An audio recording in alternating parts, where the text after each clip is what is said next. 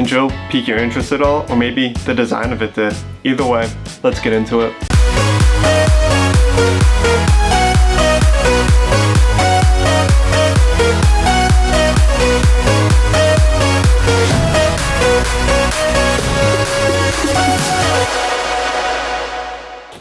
Alright, so why did I get this tripod? Well, I really needed a compact travel tripod. Originally, me and my friend were supposed to go to Europe for a few weeks at the end of the summer, but that got canceled. So when I was going to North Carolina with my family for a family break, I just really wanted to get my compact tripod before that trip so I could really see how great it is traveling with, and it's fantastic. Mainly because, as you can see, it's very thin and narrow. Normally a travel tripod might be this wide, but this is literally the width of a water bottle, so that means it can fit perfectly in any water bottle sized pouch on a backpack. And it's so small that I don't have to worry about hitting anything with it or lugging around some massive heavy piece of metal to make sure that I can get a sturdy photo. Now this is a clamp tripod, and what I mean by that, you literally you clamp it down to secure a leg instead of twisting it. Some tripods have twists, some tripods have clamps, some people hate one, some people love the other. I personally like the clamps because it's a lot faster and quicker to deploy and undeploy, but unfortunately it is easier to get sand, salt, and grime caked in clamps than it is twist tripods. As long as you're taking care of it, it won't be a big deal, but if you're lazy and forget sometimes, the twists will hold up against better in the elements, but I find that it's super annoying trying to make sure that every single one is tight and secure when you're trying to move on the go quickly. From a functional standpoint, how this tripod works, this little knob on the side can come out or be pushed in. But you just twist it to loosen the head, and then this can go up and down.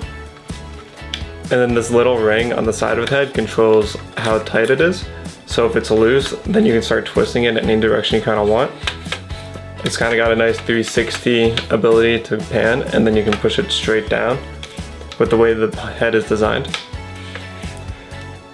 And then to mount your camera on it, there's a little plate in the center which has a little hex plate design, so you just use a little hex tool, which they've provided one, or one on your own. Put this on the bottom of your camera, and then all you have to do is adjust it back in. So the way that your camera locks into this is you hold down on this tab, you put the plate flat on the head, you release that, that's a first lock, and then you slide this. So that way you can't accidentally hit down on this lock to just accidentally make your camera fall off. So another little bonus thing that Peak Design includes is a little clamp that holds the tool that they provide for you. Now this is a little dual hex tool. Now the hex tool that they provide for you has two different tool tips on it, but what I do find is that this can easily fall off. So I just typically keep this in the camera pouch of my camera bag, just in case I'm clumsy enough and I don't notice this fall off the tripod. So at the bottom of the center console is a small little hook that you see here. Now what this does is it stores the phone attachment. So if I pull this down, and I pull down just a sec before I get too far, there's a magnet in here and a magnet in here, so it prevents the hook from totally just falling off and prevents the phone attachment from fully just sliding out. It'll just hang if you just leave it.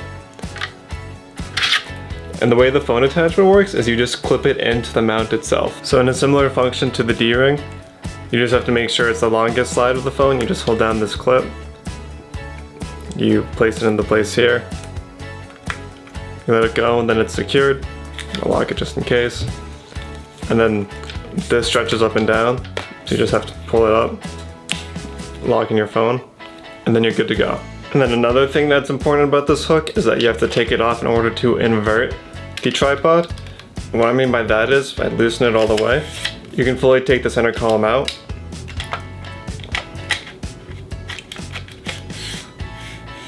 And then wiggle it back in to then allow you to mount your camera upside down.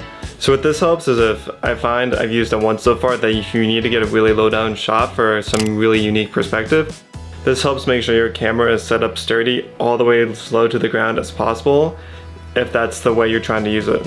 I don't know if you can see that, but there's a little circle right there. So then all you do is you take the hex tool and you loosen this real quick. And then the head should pop right off. And so then what this allows you to do is to take out the center column, put the small little head back in,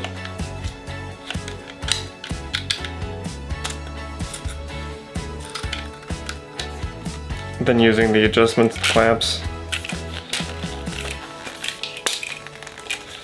you can then get super low to the ground in this formation. So if you're wondering what's the difference between those two positions, well, you'd want to use it where the tripod head is reversed and the camera beam mounted at the bottom, because you're trying to get real up close to a shot that's straight down on the ground. And then you'd want to use it where you've got a short neck if you're trying to get a unique perspective of something very low to the ground looking straight up. Or maybe you're trying to get low to the ground and you're in a landscape where you can't have it set up normally like this, and having it underneath kind of creates an issue where you could then move your camera around to then get very low to the ground and still be looking up or down, but have a very small, wide base. As always, sorry for the mess. Me and my roommate are actually currently moving, so I guess we have some sort of slight excuse. But at the tripod's tallest setting, the head comes to about 5 feet in height. And since I'm about 6 feet tall, that works out really well for me because then I can just look through my camera at eye level practically. And then at its lowest possible setting in low mode, it's about 5 to 6, so 5.5 inches maybe. I'd say more like 5. So with the tripod back in its original formation, now it is super sturdy. It can maintain having a camera with a large tripod on it.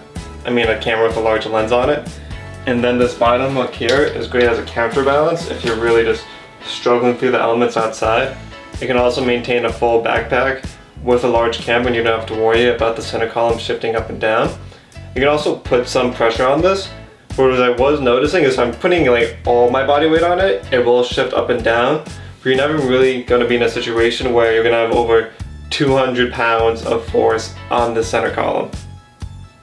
And if you are, shame on you. So overall, this tripod is really on the expensive side, so I can only really give it an A. An A for how versatile it is, but I can't give it an A+ because of how stupid expensive this tripod is. But it performs well in almost every single scenario. You'll never really be disappointed with what it can do. Now it's so easy to travel with that it also creates a great advantage where if you're just on the go, it's easy to grab. If you know you're going to be outside in the wilderness, if it's still going to hold up very well unless you have super strong winds, then you can just hold it down or put a bag on the bottom of it to secure it. But overall, I'd highly recommend this to any photographer or videographer out there who's looking for a solid tripod, as long as you have the money to throw at it. That's the one kind of minus point that this tripod has, but highly recommend. And as always, let's recap.